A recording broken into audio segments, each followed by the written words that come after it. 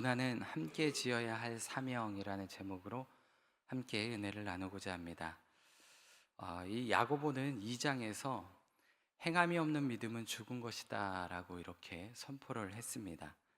그러면서 3장과 4장에서는 그러면 무엇이 진정한 행함인지를, 언행의 중요성과 또 세상 정욕과 비방과 허탄한 자랑을 경계해야 함을 언급하면서 살아있는 믿음이 무엇인지를 실제적으로 우리에게 말씀해 주었습니다. 그에 이어 오늘 5장에서는 우리가 좋아하고 추구하는 이 부를 어떻게 바라봐야 하는지, 또 어떻게 사용해야 하는지를 다루면서 세상에서 핍박당하며 살아가는 성도들을 향해 예수님의 확실한 재림을 말하며 인내할 것을 권면합니다. 그리고 자신과 이웃을 위해 기도하고 혹시라도 유혹에 빠진 형제가 있다면 그를 구하라고 당부하며 서신을 마무리하고 있습니다. 조금 더 자세하게 좀 살펴보면 먼저 1절부터 6절까지에서는 부자들에 대한 경고의 메시지를 전하고 있습니다. 그런데 이는 부자들이 단순히 재물이 많다라는 이 사실로 그들을 비난하는 것은 아닙니다. 그들의 문제는 부정한 방법으로 돈을 축적하고 또 부당한 방법으로 노동력을 착취했기 때문에 그렇습니다. 또 자신이 소유한 재물로 하나님의 명령대로 공동체에 도움이 필요한 이웃들과 나누기보다는 자신들의 배를 채우기에 급급했다는 데 있었던 것입니다. 이는 사실 유대교의 핍박에 의해서 각처로 흩어진 이 유대 그리스도인들의 삶이 굉장히 어려운 가운데 있었다는 것을 말해주는 것이죠. 그런데 그들을 돌보지 않고 자신들의 삶만 채우기 위해 급급했던 그들을 향해서 경고하고 있는 것입니다. 그러므로 야고보는 이러한 불의한 부자들에게 임할 것은 고생, 즉 재난이라고 말을 하며 울고 통곡하라고 이렇게 경고하고 있습니다. 즉 회개하고 돌아서라 라는 것을 말하고 있는 것이죠. 이어서 7절부터 12절에서는 이 부당한 고난에 처한 자들을 향해 하나님의 심판의 날까지 인내하라 라고 이렇게 권면을 하고 있습니다. 이 특별히 야고보가 인내를 권면하는 이유를 세 가지를 예를 들어 제시를 하고 있습니다.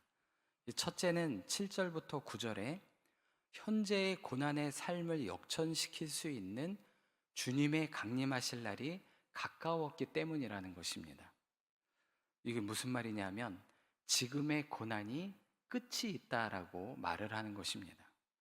고난의 끝이 있다는 것을 안다는 것이 우리가 인내할 수 있는 힘이 된다는 것이죠. 둘째는 10절에 예수님을 위해 고난당한 많은 믿음의 선배들이 본을 보여주었기 때문이라는 것입니다. 먼저 우리보다 고난의 길을 걸어갔던 선배들이 있으니 그를 위안 삼고 우리의 길을 걸어가라는 것입니다. 그리고 세 번째는 11절에 끝까지 인내하는 자에게 하늘의 축복이 예비되어 있기 때문이다 라는 것이죠. 그 예로 욥이 고난 가운데 비록 하나님을 불평하였을지는 몰라도 끝까지 신앙을 버리지 않고 믿음으로 인내했기에 하나님이 그를 축복해 주시는 결과를 얻게 되었다라고 예를 들어 말하고 있습니다.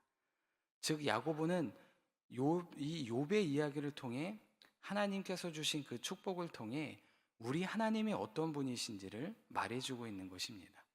세상에서 가장 자비로우시고 우리를 긍휼히 여기시는 분이다라는 것이죠. 이것이 우리가 고난 가운데 있을지라도 인내할 수 있는 이유가 된다라는 것입니다. 그리고 마지막으로 13절부터 20절에서는 고난 중의 기도와 거짓 진리에 미혹된 그들이 돌아서도록 도와주라라고 권면하고 있습니다. 여기서 야고보는 먼저 고난당한 자들에게 기도할 것을 권면한 후에 이 특별한 문제의 하나인 질병에 걸린 자들에 대해서 성도들이 취해야 할 그 설명을 좀 자세를 설명해 주고 있습니다. 먼저 그 청함을 거절하지 말고 즉시 응답하고 기름을 바르고 함께 기도해 주라라는 것이죠. 그러면서 엘리야의 기도를 들어서 성도들의 이러한 간절한 기도는 반드시 응답받는다라고 예를 들어 말을 해줍니다. 즉, 모든 우리의 문제는 해결책이 기도에 있음을 말해주고 있는 것이죠. 그러면서 이단에 미혹되어서 진리에서 떠난 자들을 돌이키게 하라라고 이렇게도 말을 해줍니다. 여기서 진리에서 떠나다라는 것은 참된 신앙으로부터 벗어나다 또는 변질되다라는 의미를 가지고 있습니다. 그러나 이 본서신의 전체적인 주제인 믿음과 행함에서 바라보면 진리에서 떠난다라는 것은 하나님의 뜻대로 행하지 않는 자를 말한다라고 할 수 있죠. 하나님의 뜻대로 행하지 않는 자들, 이 정도에서 벗어난 자들이 다시 살 수 있는 길은 오직 길이요 진리요 생명이신 예수께로 돌아가는 방법밖에 없는 것입니다. 그래서 야고보는 이들이 다시 예수께로 돌아서도록, 다시 예수님만 붙들도록 성도들이 도움을 주어야 한다라고 이야기하고 있는 것입니다. 이처럼 야고보가 이 편지의 말미에 인사조차 생략하고 이런 겉면을 하는 것은 유대인들로부터 멸시받고 비참한 상황에 빠져 있는 이 유대 그리스도인들이 이 신앙을 지켜내기가 너무너무 어려웠다라는 것입니다. 그래서 이것이 정말 심각한 문제이다 보니 그 문제를 해결하는 것이 혼자 하는 것이 아니라 교회 공동체가 함께 그것을 짊어지고 함께 그것을 해결해 나가기를 바라고 있는 것입니다. 이것을 통해 우리는 교회 공동체가 무엇인지를 다시 한번 생각하게 해주는 것 같습니다. 그러면 오늘 본문을 통해 주시는 영적 교훈 한 가지를 살펴보겠습니다. 그것은 성도 한 명의 고난은 우리가 함께 지어야 할 사명이다라는 것입니다. 이 14절 말씀을 보면 너희 중에 병든 자가 있느냐? 그는 교회의 장로들을 청할 것이요 그들은 주의 이름으로 기름을 바르며 그를 위하여 기도할지니라 라고 말씀하고 있죠. 13절 말씀이 이 고난과 기도에 대한 일반적인 권면이었다면 14절 말씀은 보다 구체적인 고난에 대한 말씀이라고 할 수 있습니다. 여기서 야고보는 먼저 병든 자가 해야 할 일을 말하고 있죠. 곧 교회의 장로들을 청하라라는 것입니다. 그리고 이어서 초청을 받은 장로들은 이를 거절하지 말고 즉시 달려가 병든 자를 위해 주님께 기도하라라고 말씀합니다. 물론 여기서 장로란 당시 상황을 좀 바라보면 오늘날의 목회자와 가깝습니다.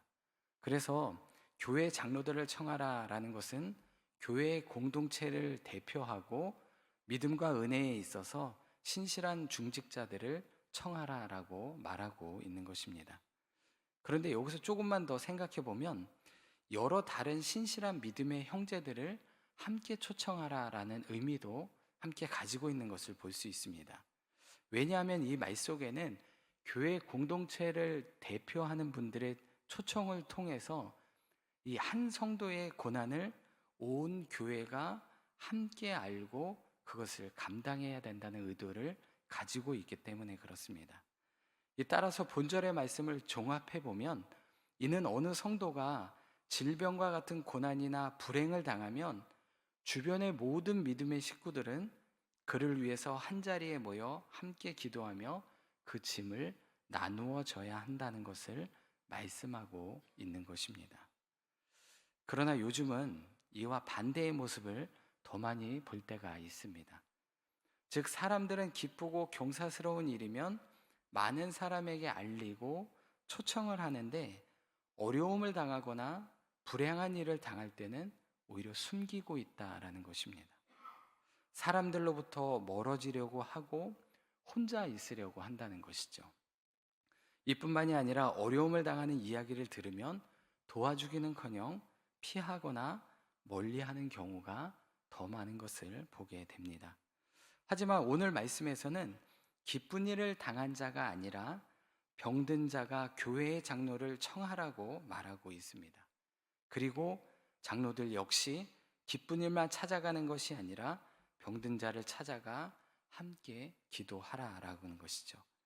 따라서 세상 사람들은 몰라도 적어도 주님의 제자들인 우리들만큼은 내 형제 자매의 고난과 불행을 모른 척해서는 안 된다는 것입니다. 그리고 어려움 가운데 있다면 혼자 해결하는 것이 아니라 함께 나누어 주님의 도움을 구해야만 하는 것입니다. 우리는 오늘 이 본절의 말씀을 통해 성도 한 사람의 고난과 불행은 곧 우리 모든 믿음의 지체들, 또 믿음 생활을 하는 우리 모두가 함께 짊어져야 하는 하나님의 뜻임을 분명히 알아야 하는 것입니다.